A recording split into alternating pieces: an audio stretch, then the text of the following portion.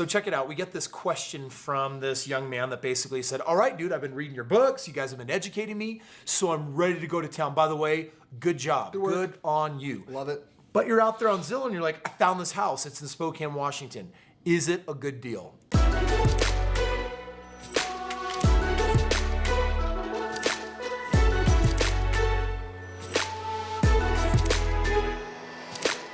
So this is what we're going to do. Steven and I, we're just going to actually hop in. We're going to take a look. We're going to crunch some numbers. And then we're going to kind of give you an idea of whether what you might be looking at here is a good deal. I got my calculator. Boom. And pull out your own calculator and do the math along with us. And so we're looking at a home here. It's at 14517 East Broadway Avenue, Spokane Valley, Washington. It's a 4-bedroom, 2-bath, 2,400 square feet. So we're talking about a really basic home here. And it's really interesting because in the description they say Great Valley Rancher, 3 bedrooms, 2-bath. I'm like, oh, 4th bedroom, non-conforming, and there's space for a 5th one below. Great Valley Rancher, that gets me hungry. That makes me think of Hidden Valley Ranch. And like ranchero dressing. beans. No, just I'm hungry. ranch dressing. We're past lunch. Okay, so it's easy to look at something like this. We can check out some of the pictures, and it's like, okay, the only picture, let me see, there's more here. Check this out. Oh yeah, blue walls. Check that out. Someone likes blue and They tan do like and turquoise chairs. That I would only do the deal if the green walls. That chair comes with We it. got a lot of colors in here. This is great. Mm-hmm. This is why you're getting it for a discount. No, I'm just kidding. Dude, it's just paint, dude. They're missing a light bulb right there. Are. You see that? They That's are a little missing a light concerning bulb, to me. yeah. But I mean, this is a super basic home, right? You got standard cabinets. Everything's oak. It's Linoleum built to its floors. Yeah, it's linoleum. Looks like that's probably the linoleum right there. Yeah. Moving along here, I think they used a wide-angle lens to make everything look bigger. Yeah. That space is probably 4 feet. No, you got your backyard grass. You got everything. So really good basic house. And for our friend that's asking, Probably a really good rental. yeah, absolutely. And the question is this a good deal? So let's look at the numbers. Yep. Okay, so first of all, it's for sale for $185,900, and Zillow has a Zestimate of $208,468,000. So what we're going to do is we're actually going to take the price that it's for sale, we're going to divide it by what Zillow is saying it's worth, and we're just going to say, well, based on Zillow, does it look like there could be some equity? And so if you punch in the numbers, $185,900, and then divide that by what you think it's worth, $208,468, it actually ends up saying, show them, 89%. So that 0.89, you could multiply that by 100, and then it would basically say we're at 89.2%. Now, if you subtract 89 from 1, it's really going to reveal that you have around 11% equity if the value is what Zillow. If Zillow's accurate in their estimate here, in their Zestimate. Yeah, so before we actually talk about that part, what I want to tell you is that, does it look like if that were a true Zestimate that we are at 11% equity, then you'd say? Yeah, that's a decent equity. Yeah. Nothing wrong with that. No, so you're talking about, what is that, $20,000? Yeah. 16, like $22,000, $23,000. Yep. And by the way, if you then go and make an offer saying, I'm really trying to get to 15% equity like we talk about in the book, then all I need to do, like for example, take $208,468, you too, $208,468, and we're going to multiply that by 0.85.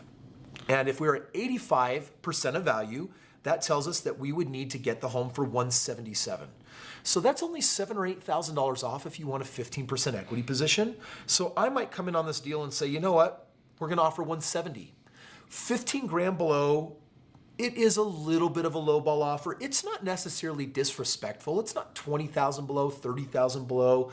I would put that offer out there. See, and I have a different opinion on this a little bit, which is offer whatever you want to offer. Yes, there's people out there that get offended or they want to get offended at your offer, but honestly, I have also known people that have made massive lowball offers and just said, look, I'm not trying to offend you. Here's my offer. If you can take it, great. If not, that's fine. It never hurts to put the offer out. Yeah. It never hurts. Yeah. So put it out there. Yeah, like Kris said, if you want to offer $170,000, make the offer.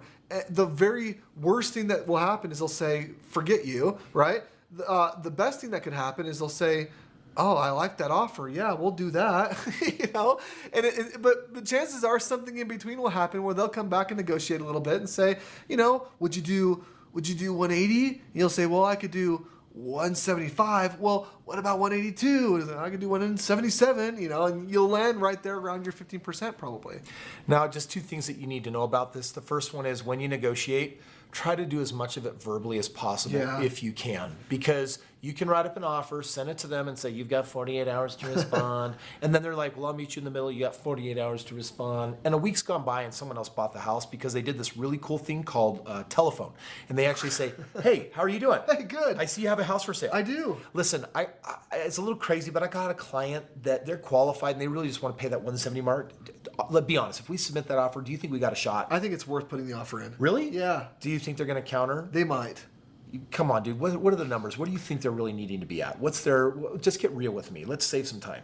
Yeah, I can't tell you exactly what they're looking for. Of course you couldn't. But it's probably, you could probably put that offer in, and they may counter with a little bit. They may counter with a little bit. Sure. Awesome. Hey, we're going to get an offer in. Thanks. Okay, sounds good. Click. What do I know right now? That they're going to counter with a little bit. And so, by the way. Or you could put in a little bit higher offer and have them not counter. So instead, I might say, well, I could even be on that phone call and be like, so I'm just saying, let's just say that we submitted for 173. Do you think that there would still be a counter? You could try that. Okay, awesome. Thank you. You'll see our offer shortly. All right, great. Okay, what we're doing right here is, listen, video's not even supposed to be on negotiating. Dude, this is how actually you get in on some of the really great deals without needing to waste a lot of time messing around. But anyway, that wasn't what we want to share. This is what I really want to talk about. The question is this thing really worth, does it have 11% is it a equity? good deal? Is it worth $208,000? And would I ever trust Zillow? Steven, do you trust Zillow? I don't trust Zillow. With your life, though? I don't. What if you had to bet all your children on it? Would you bet on it? Some of them. No, I'm just kidding. Okay, no. those ones. No, Give me names. Give me names. Okay. So here's the deal, guys. Zillow, this whole idea of Zestimate, I'm glad they gave it that name because Zestimate means pile of crap. It might be right on, but it might be 20% high. It might be 20% low. Because here's the deal. The only way to know what something's worth is what someone's willing to buy, but dang it, you're the buyer and you don't know if you really came across a really good deal here. So what you need to do is get with a competent realtor and actually get them to do a CMA, comparable market analysis, and say, hey, find me a half a dozen or 3 other comparables, things that have sold that are closest, similar in nature, just like it. Watch your other video on CMA. We talk about this. And if it comes back and they're like, actually, we did a CMA and it came back at not 208, it came back at 211. Oh, Zillow may have been actually short by $3,000. Or that happens sometimes. Totally. Zillow fluctuates, right? Anyway. Yeah, or it could go the other way. And it could be like, actually, we're showing that this home is worth 187. And you're like, ha! Zillow almost snagged me there. This thing's got $1,100 of equity, not 11% of equity, right? So you got to get that CMA so that you can put in an offer based on where you want to end up. And we hope this video has been useful for you and just saying, wow, when you think that and by the way, how easy was it? Dude, you all can go on to Zillow. You can all go to your local MLS and start, screwing around with some of the information we give here. Absolutely. And get out there and start learning how to crunch. Do you see how simple it was to crunch those numbers? You also see the thought process. So I really appreciated this video because I think it's a good example for all of you to know what happens in an investor's mind when you're actually looking at doing something like this.